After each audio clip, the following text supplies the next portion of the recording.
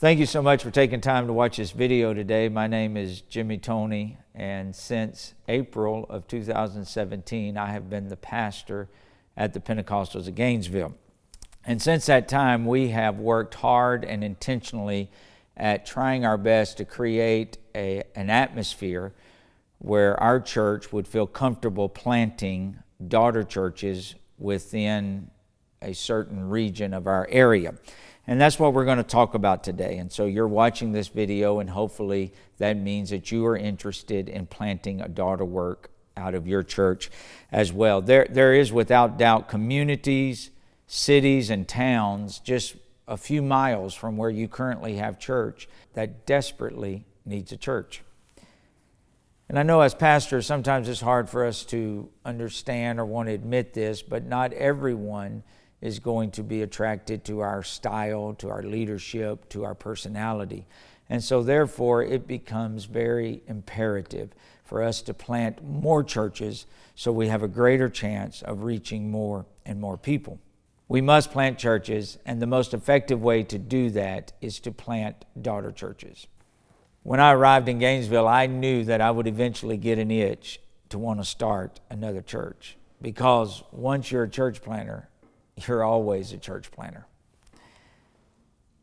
And so just weeks after arriving there, I began to preach about it. I began to talk about it. I began to put it into the DNA of our church that there would come a season where we would want to plant daughter works. And I figured that would help our church. That would also fulfill that itch that I would get to want to plant a church.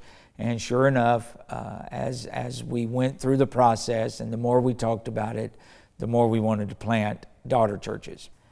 I knew we wouldn't be able to plant at the very beginning of me arriving, but I knew within a few years that it would probably be a pivotal time for us to do that. So again, I just began to talk about it. I began to work it into sermons. I began to make it just part of who we were. I wanted daughter works to become part of the DNA, to become part of the fabric of the Pentecostals of Gainesville. So the first thing I had to do was I had to start talking about it. I had to start making it part of our conversation, whether that would be over a pulpit, or whether that would be sitting at dinner with somebody, or whether that just be sitting in a staff meeting at church. I wanted to start talking about daughter works and our need to plant daughter works. And so I did. So it just kind of became a common theme or a common thread of conversation within the leadership of our church. There are many reasons why some pastors will feel like, well, I can't start a church, or this is not a good time for us to start a daughter work, or I don't have enough of this or enough of that to start a daughter work. I want to quickly give you 5 main reasons as to why churches will say that they can't plant a daughter work. First of all, the main reason would be the church doesn't want to lose the faithful, mature people that it would take to plant a daughter work. However, those are the exact people who are qualified to plant a daughter work. The second reason is churches don't want to lose tithing members because they are generous givers. I understand that, but I think we're limiting God when that's one of our reasons. Number 3, the church doesn't want to lose quality leaders. The church has worked hard to train and develop and get people in different positions, and now you're asking to give that up. And that is a hurdle, that is a roadblock that many people look at as a stop sign on planting a daughter work.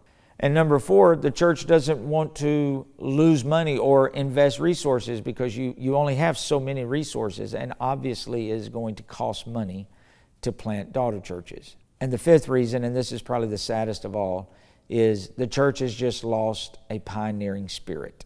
It has lost that spirit of adventure and that spirit that is needed to pioneer and launch a new church. But we are going to do our best through this video and many others that you're watching to try to come against that and let you know you have everything you need to plant daughter churches, and we need you to plant those daughter churches.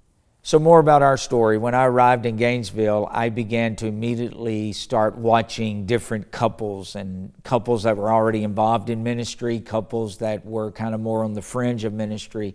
But I wanted to start identifying couples that I thought would have the potential to help us plant daughter churches. Some of these couples had already expressed a desire. They had that this is something they've wanted to do, so I knew that they had a desire. Others didn't even think they were capable of doing it, but I saw something in them, and I was thinking those would be somebody that I would want to invest in this dream of planting daughter churches. And so I began to identify who I was going after within the leadership of our church.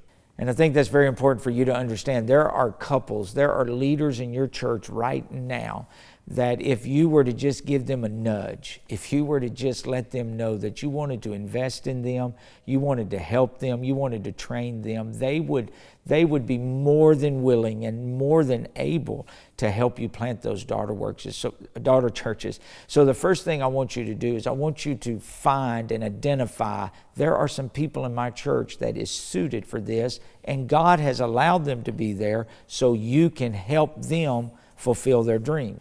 Joseph's dreams were never fulfilled in the Bible until he actively got involved in someone else's dreams. And so I want to tell you today, get involved in someone else's vision, get involved in helping someone else's ministry become a reality. And God has a way of making sure that you're taken care of as well. So again, find you some couples that you think can do this. Begin to talk to those couples. Begin to train those couples. Begin to invest in those couples. Begin to speak that vision, that burden over them. Let them catch your heartbeat for this particular ministry that you're wanting to launch. About 1.5 or 2 years before we launched our first daughter work, I brought about 6 or 7 couples to the North American Missions church planting training called Launch. And when I say I brought them, I paid for their way, I paid for their airfare, I paid for their hotel. I wanted to invest in those couples.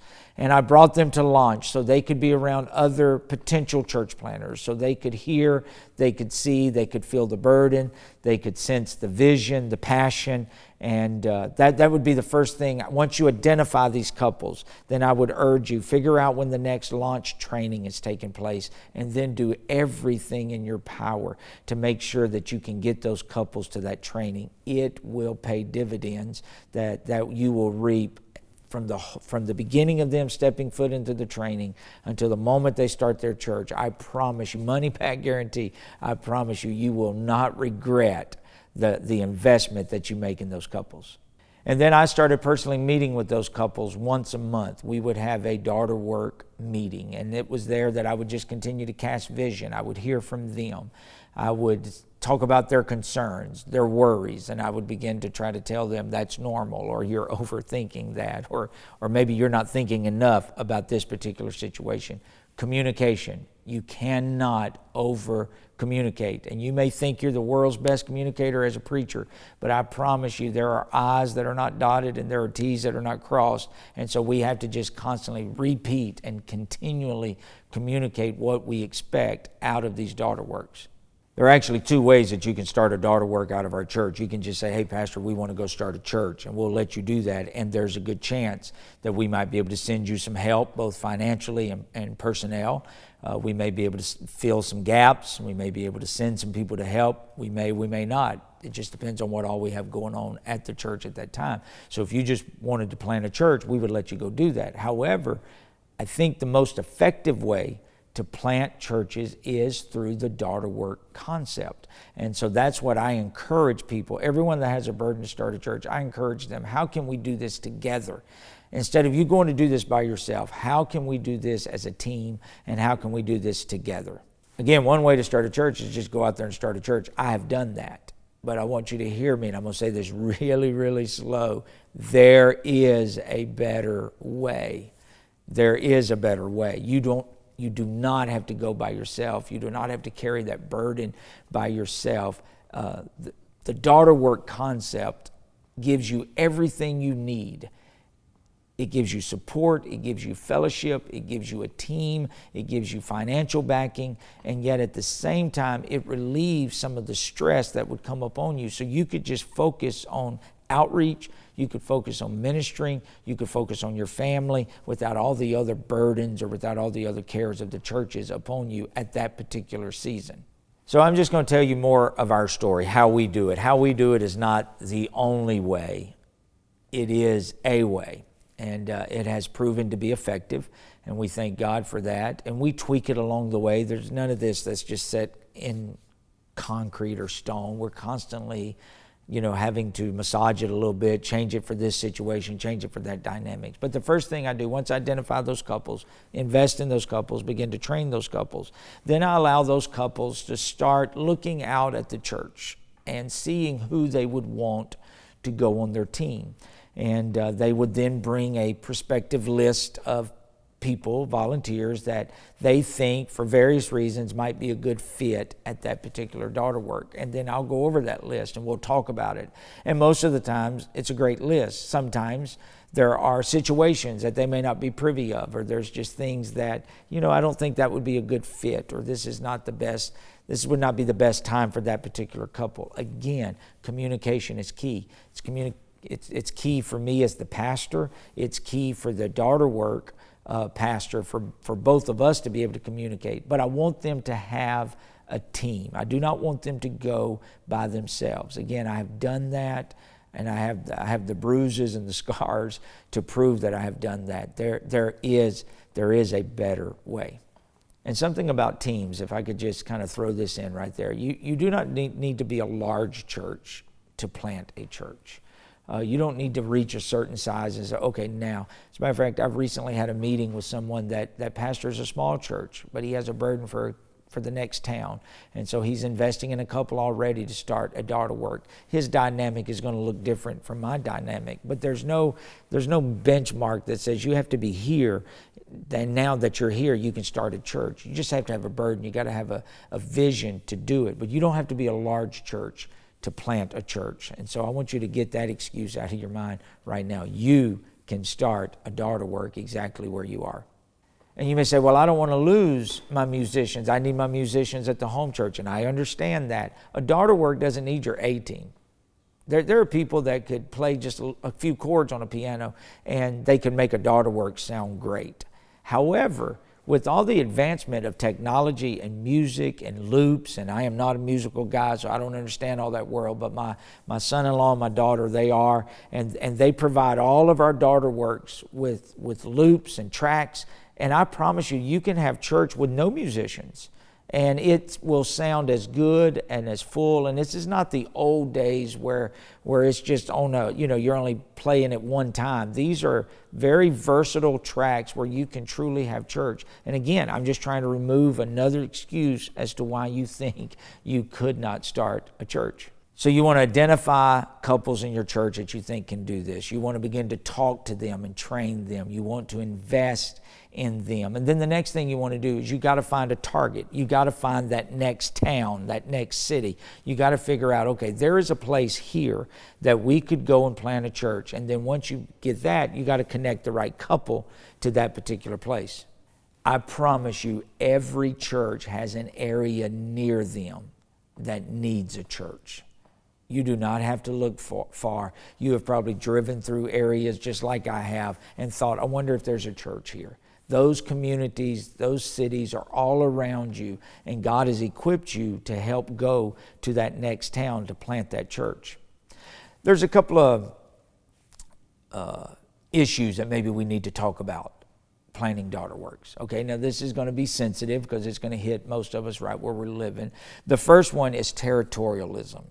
We need to discuss this spirit of territorialism. We do not have room to be a territorial leader right now. Well, let me say it like this. Forget room.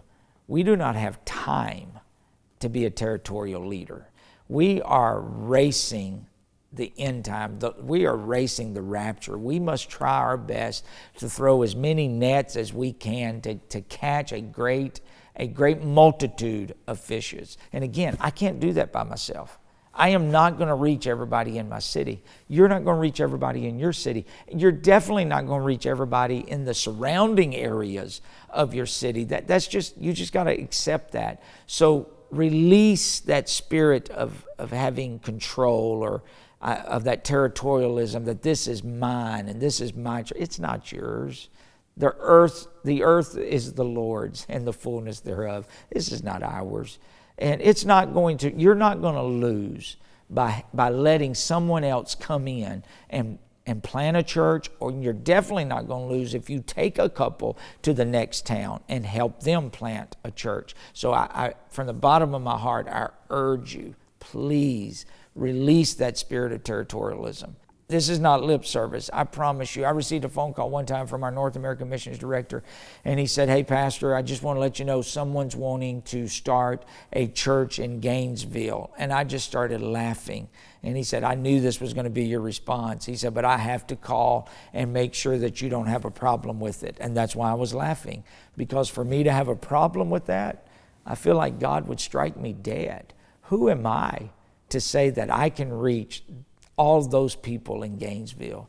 And I told him, not only do we not have a problem with it, we'll help them. He can use our building, whatever we got to do to help reach people. That must be the attitude of this last hour church. So no room, no time for territorialism. And then the second issue that we need to talk about real quick is we're going to deal with that territorialism. And the second issue is, well, I'm going to lose people. Yes, you are. You're going to lose some people. If someone just comes in and plants a church, you're going to lose people. If you start a daughter work, you're going to lose people. But you're limiting God. You're acting like there's not more people. You're acting like there's not more Bible studies to be taught. So I want to just address that for a minute. You are going to lose people. But what that's going to do is that's going to get your church active again in outreach, because you need to go replace those people. That's going to get your church active again in training and discipling and taking people from this level and making them leaders in this level, because you can't just send everybody down here to go start a church. You got to send your leaders. And so now you take everybody down here and you develop them into leaders. So yes, you're going to lose people, but I promise you, new churches attract more new people to God than any established church. So the way I look at it is worth the investment for me to lose 2 or 3 families to this daughter work, to know that there's going to be 15, 20 new families that come to a knowledge of the truth. Isn't that worth the investment? And so as I bring this video to a close, I just want to encourage you. You can start a daughter work. We need you to start a daughter work. If I could beg you, implore you, beseech you, whatever other biblical words I could come up with, I'm asking you, please pray about releasing someone to the town next to you and help us reach as many people as we can before the coming of the Lord. Thank you, and God bless.